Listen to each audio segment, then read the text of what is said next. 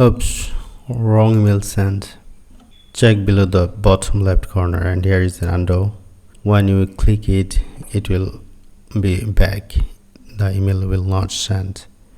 You can edit it. This is a good option from Gmail that you can undo the send and edit it before send. If you didn't increase its undo send time, you can do it.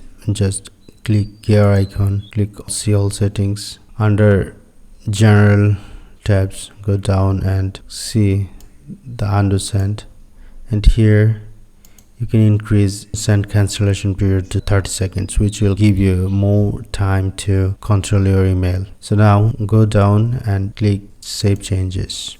Now your undo settings is set to 30 seconds. Again, if you want to send, here undo button will come, and here you will get 30 seconds to undo. If you make any mistakes in email, you can undo it and can edit it. Before send email, check all the steps you have done. If you have any question, never hesitate to ask me. Click like, comment and subscribe for more Gmail tips. Thank you very much for watching. I'll see you in the next video.